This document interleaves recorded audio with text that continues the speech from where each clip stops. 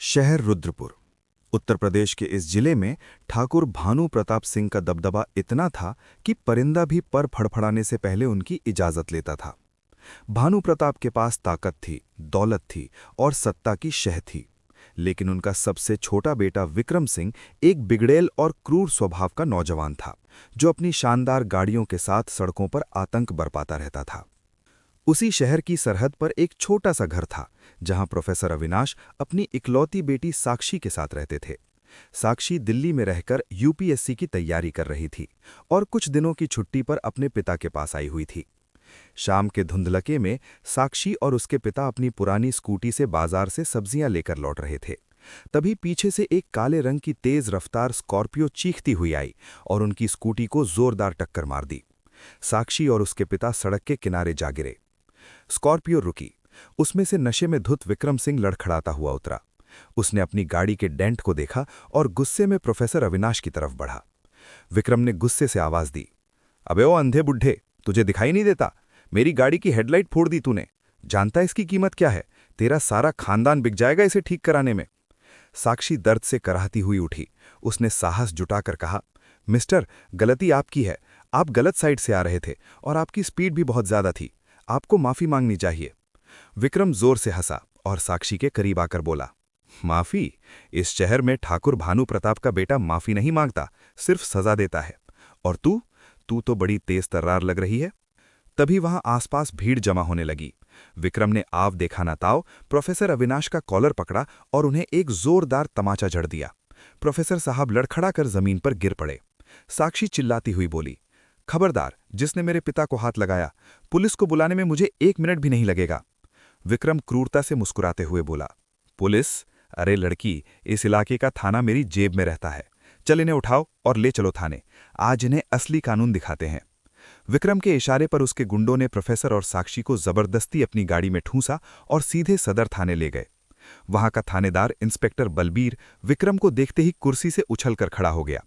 बलबीर ने चापलूसी भरे स्वर में कहा, अरे छोटे सरकार, आप यहां क्या हुआ? विक्रम ने अकड़कर जवाब दिया, बलबीर, ये बुढ़ा और इसकी बेटी मेरी गाड़ी के आगे कूद गए, ऊपर से मुझे धमकी दे रहे हैं। इनका ऐसा इलाज कर कि ये शहर छोड़ने पर मजबूर हो जाएं। साक्षी ने विरोध करना चाहा, इंस्पेक्टर साहब, इन्होंने हमारे साथ बदतमीजी की है, एक्सीडेंट इन्होंने किया है। लेकिन इंस्पेक्टर बलबीर ने साक्षी की बात अनसुनी कर दी। उसने प्रोफेसर साहब की सफेद कमीज पकड़ी और उन्हें घसीटते हुए लॉकअप की तरफ ले जाने लगा। जब साक्षी ने उन्हें बचाने की कोशिश की तो एक महिला कांस्टेबल ने उसे धक्का देकर जमीन पर गिरा दिया। इंस्पेक्टर बलबीर ने गुर्राते हुए कहा, ज्यादा कानून नहीं झाड़ लड़की, यहां वही सच है जो छोटे सरकार कहेंगे। रात गहरा रही थी। प्रोफेसर साहब लॉकअप के अंदर थे और साक्षी बाहर बेबस खड़ी थी।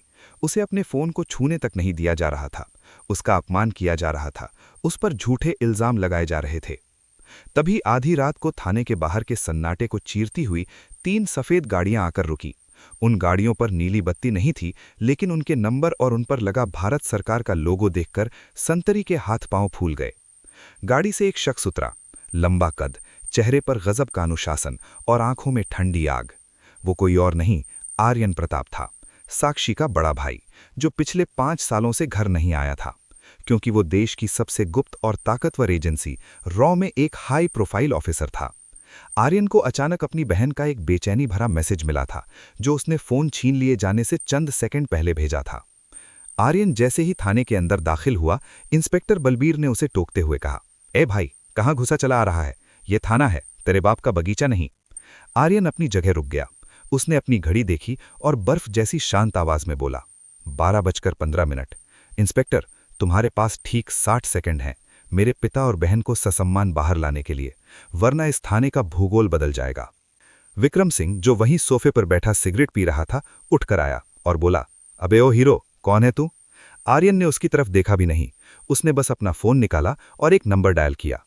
आर्यन ने स्पष्ट आदेश दिया, कोड रेड, रुद्रपुर सदर थाना।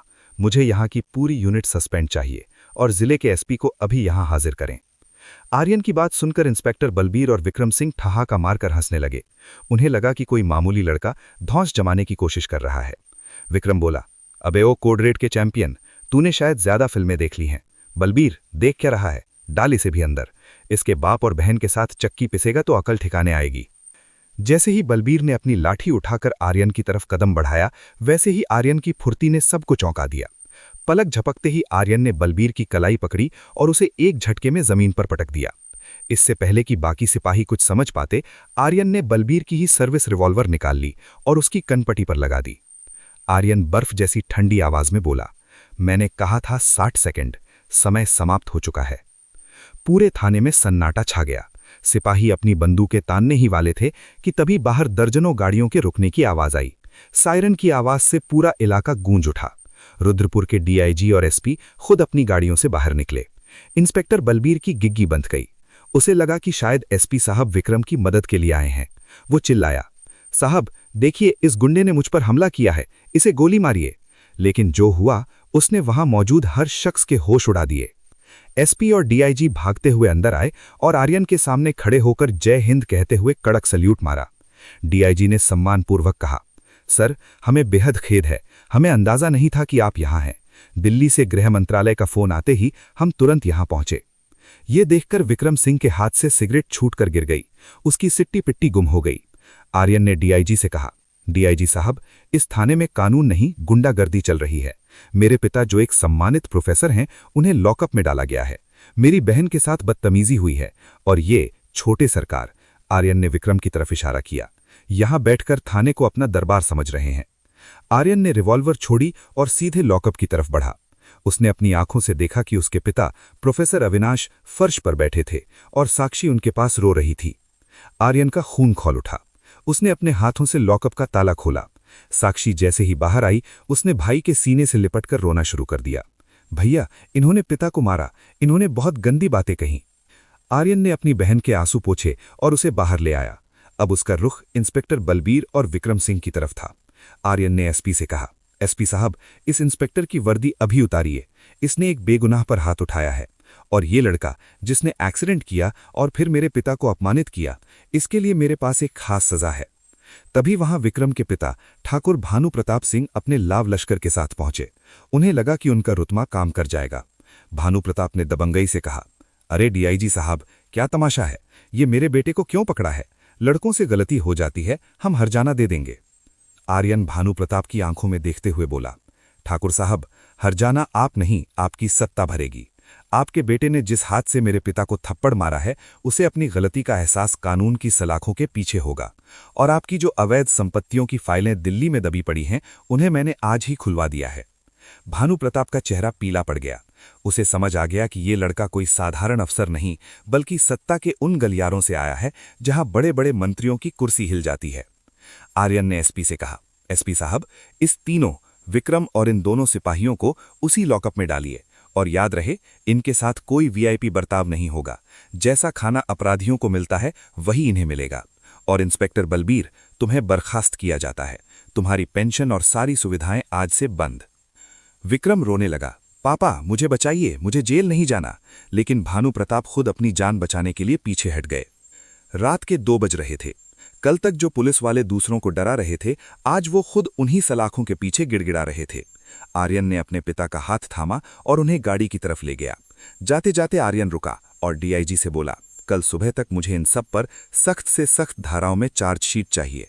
अगर एक भी गलती हुई तो कल आप भी अपनी वर्दी को आखिरी बार सल्यूट करेंगे।